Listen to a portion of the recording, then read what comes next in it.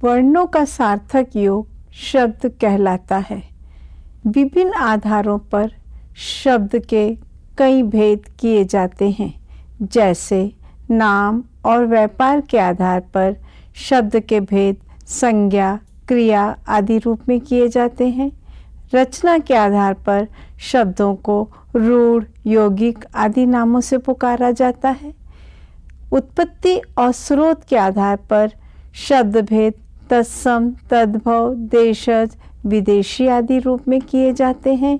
और प्रयोग के आधार पर हम शब्दों के भेद इस प्रकार करते हैं: बहुप्रयुक्त, अल्पप्रयुक्त आदि। प्रयोग के आधार पर शब्द का भेद एक और प्रकार से किया जाता है, जैसे सामान्य शब्द, अर्धपारिभाषिक शब्द और पारिभाषिक शब्द। आज हम पारिभाषिक शब्दों पर बात करेंगे। पारिभाषिक शब्द में दो शब्दों का योग है, परिभाषा प्लस शब्द। किसी शब्द के अर्थ विशेष को विषय विशेष के साथ संबंधित करने का काम परिभाषा करती है। परिभाषा के द्वारा किसी शब्द विशेष को एक विशिष्ट और निश्चित अर्थ प्राप्त होता है और वह उसी अर्थ विशेष के संदर्भ में अपने आप को पूरी तरह से अभिव्यक्त करता है, जैसे विशिष्टाद्वैत, अद्वैतवाद, स्यादवाद, त्रिभुज, कंप्यूटर, ब्रेल लिपि, पल्लवन। ये पारिभाषिक शब्द हैं जिनके माध्यम से एक व्यापक अर्थ की अभिव्यक्ति होती है। पारिभाषिक शब्द एक विषय विशेष के संदर्भ में निश्चित अर्थ के लिए रूढ़ होते हैं। इन्हें हम तकनीकी शब्द या टेक्निकल के वर्ड्स भी कहते हैं।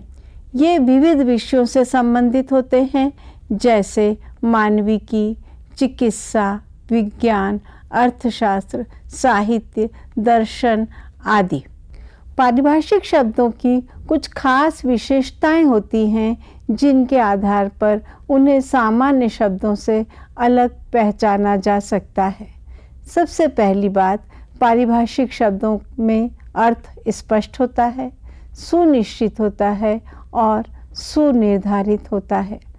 सामान्य शब्दों में अर्थ की अस्पष्टता हो सकती है, लेकिन पारिभाषिक शब्द स्पष्ट अर्थ और निश्चित अर्थ के लिए तय रहते हैं।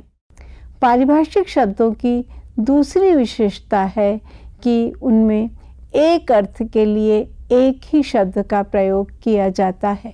जैसे सामान्य शब्दों में हम एक शब्द से एक से अधिक अर्थ प्रसंगवश, प्रकरणवश निकाल लेते हैं। जैसे उत्तर से उत्तर दिशा का अर्थ भी निकलता है और जवाब का अर्थ भी निकलता है।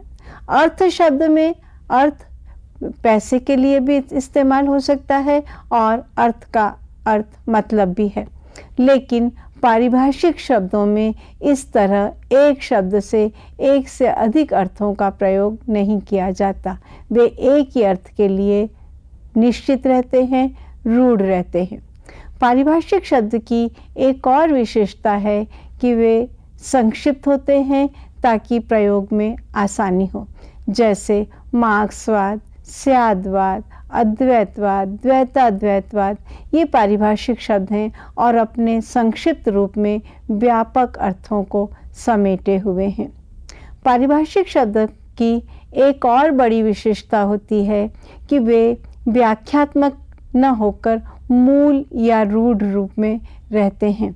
जैसे अहिंसा एक पारिभाषिक शब्द है, पर हम इसका प्रयोग जिसमें हिंसा का भाव न हो इस रूप में नहीं कर सकते, क्योंकि पारिभाषिक शब्द अब परिभाषा को अपने में समेटे होते हैं। उसके व्याख्या रूप की कतई आवश्यकता नहीं होती। पारिभाषिक शब्द जिस सिद्धांत, जिस नियम के तहत बनाए जाएंगे उसका पूरी तरह से निर्वाह किया जाता है। पारिभाषिक शब्दों की एक और विशेषता होती है कि एक ही कैटेगरी के शब्दों में सादृश्य का निर्वाह होता है। जैसे सचिवालय के सादृश्य पर शब्द बना है मंत्रालय। हालांकि यहाँ संधि का नियम ठीक से पालन नहीं किया गया।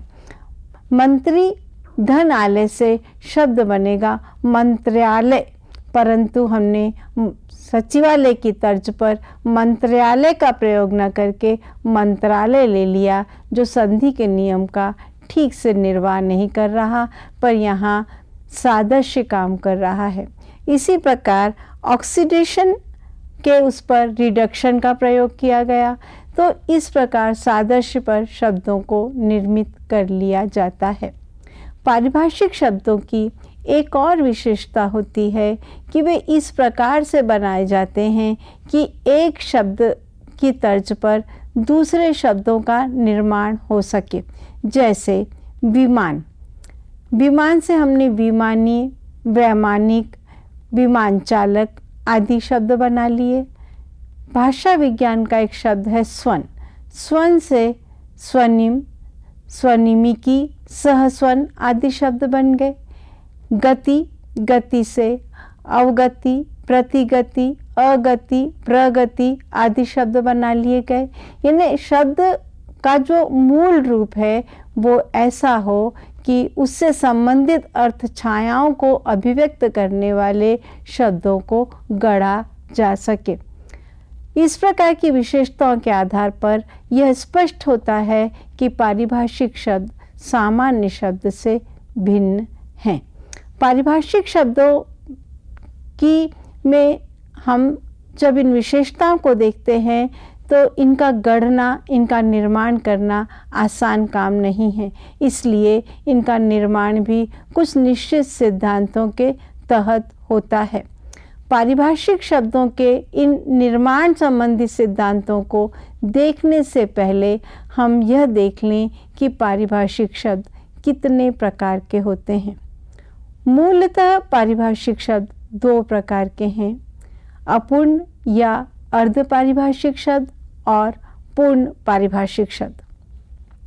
पूर्ण पारिभाषिक शब्द वे हैं जो किसी विषय विशेष या ज्ञान विज्ञान की विभिन्न शाखाओं से संबंधित विषयों को समझाते हैं, अर्थात वे सिर्फ पारिभाषिक शब्द के रूप में ही प्रयुक्त होते हैं, सामान्य अर्थ में हम उनका प्रयोग नहीं करते।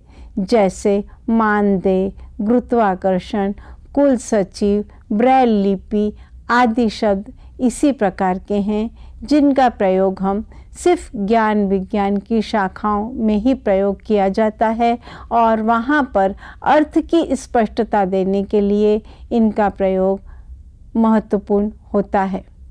अर्ध पारिभाषिक शब्द वे हैं जो विषय विशेष के संदर्भ में तो एक अलग अर्थ देते हैं, अर्थात वे ज्ञान विज्ञान की शाखाओं में प्रोक्ति रूप में इस्तेमाल होकर पारिभाषिक अर्थ को देते हैं, पर उस विषय विशेष से अलग हटकर वे सामान्य अर्थ का बोध भी कराते हैं और वहाँ पर वे अपना पारिभाषिक अर्थ खो देते हैं।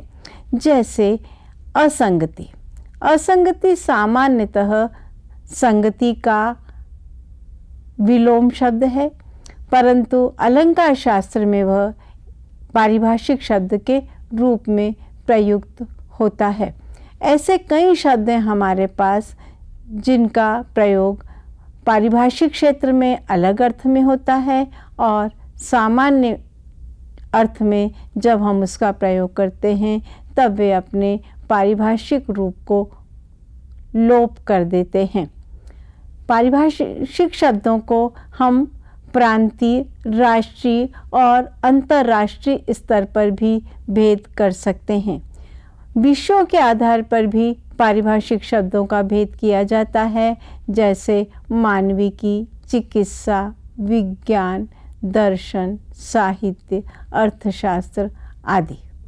पारिभाषिक शब्द अपने आप में बहुत महत्वपूर्ण होते हैं। ज्ञान विज्ञान की विभिन्न शाखाओं को के जो विविध विषय हैं उनकी स्पष्टता के लिए पारिभाषिक शब्दों का प्रयोग आवश्यक ही नहीं, अनिवार्य भी है, पर इसका प्रयोग करते समय यह आवश्यक है कि वक्ता जिस अर्थ में शब्द को व्यक्त कर रहा है जिस अर्थ में वह उसे कहना चाहता है, श्रोता या पाठक तक वह शब्द उसी अर्थ में ध्वनित हो। अगर यह स्थिति न हो तो भ्रम या भ्रांति उत्पन्न हो जाएगी।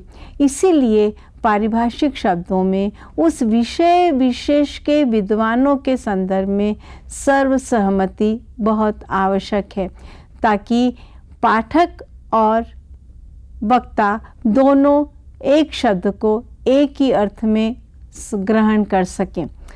पाठक उसी अर्थ में उसे ग्रहण करे जिस अर्थ में वक्ता उसे संप्रेषित करना चाहता है। पारिभाषिक शब्दों का महत्व इस दृष्टि से भी बहुत है कि उसके माध्यम से एक सांस्कृतिक एकता विकसित होती है। संस्कृत भाषा से समय समय पर विभिन्न भाषाओं का विकास होता चला गया और विभिन्न भारतीय स्तर पर पारिभाषिक शब्दावली का निर्माण हुआ। इस अखिल भारतीय शब्दावली ने सांस्कृतिक एकता को पुष्ट किया। अब हम बात करेंगे पारिभाषिक शब्दावली के निर्माण संबंधी सिद्धांतों पर। हमारे पास मूल रूप में जननी भाषा के रूप में संस्कृत भाषा थी।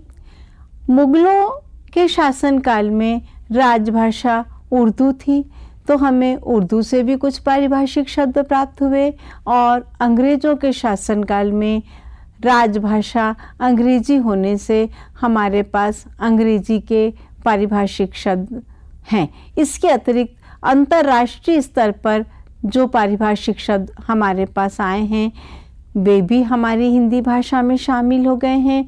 तो पारिभाषिक शब्दों में हमारे पास हिंदी, अंग्रेजी और उर्दू भाषाएं काम कर रही हैं। अतः इसके निर्माण संबंधी सिद्धांत बनाने में हमें एक निश्चित नियमावली का ध्यान रखना आवश्यक है।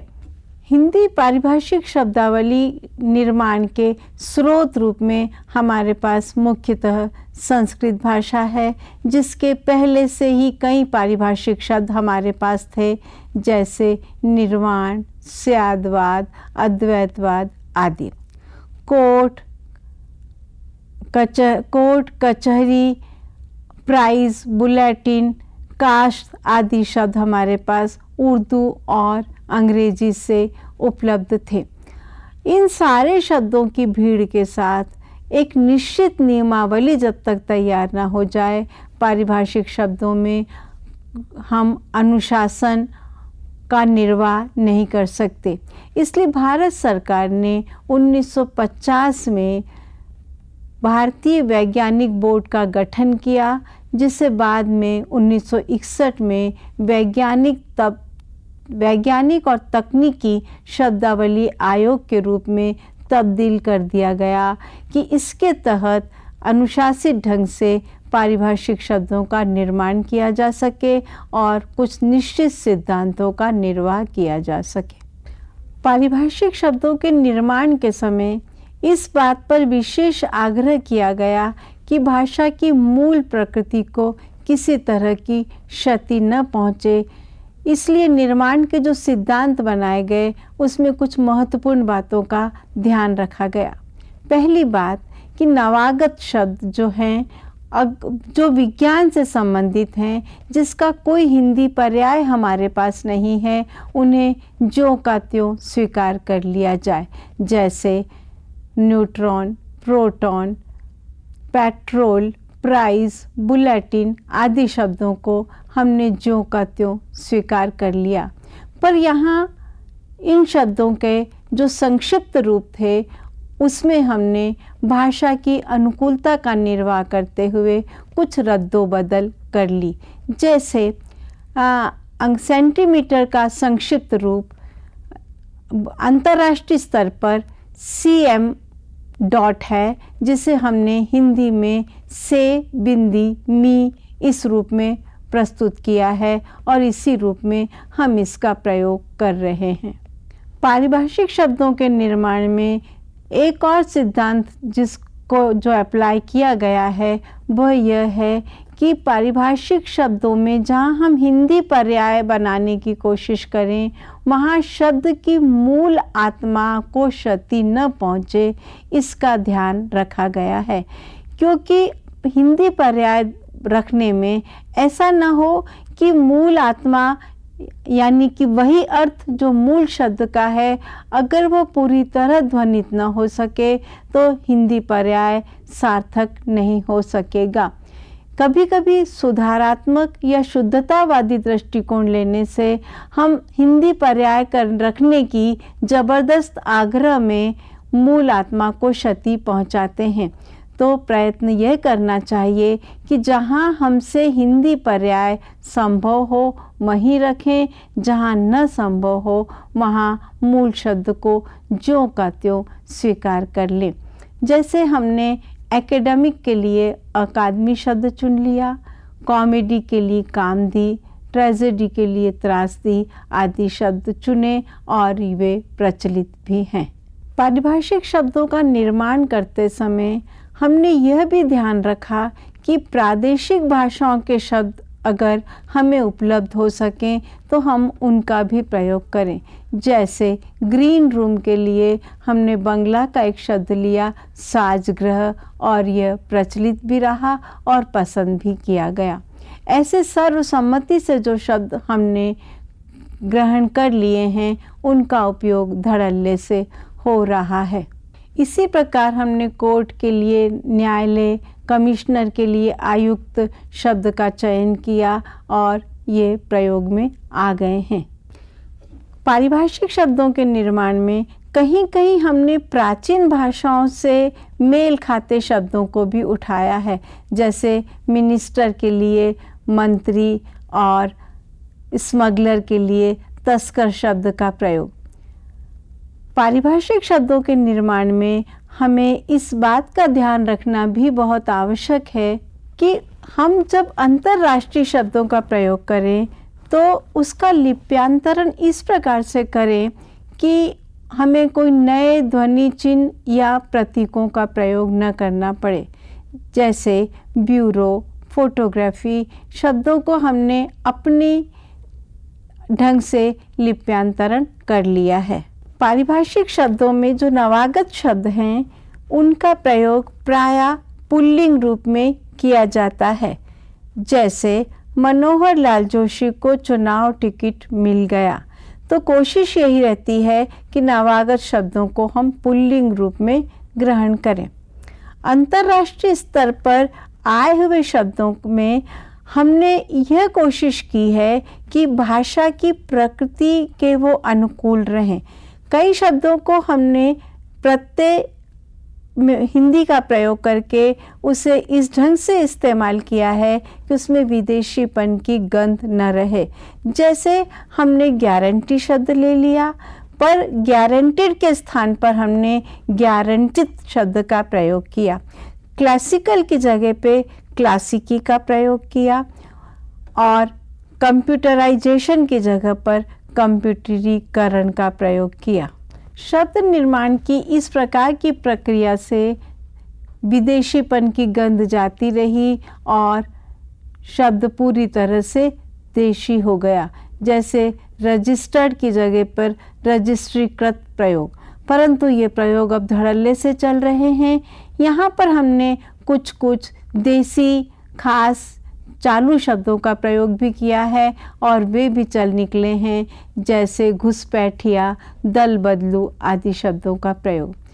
पारिभाषिक शब्दों के निर्माण में हमने कुछ ऐसे निश्चित सिद्धांतों का प्रयोग करके नए शब्द गढ़ने की कोशिश की है और इस रूप में पारिभाषिक शब्द धड़ल्ले से चल रहे हैं।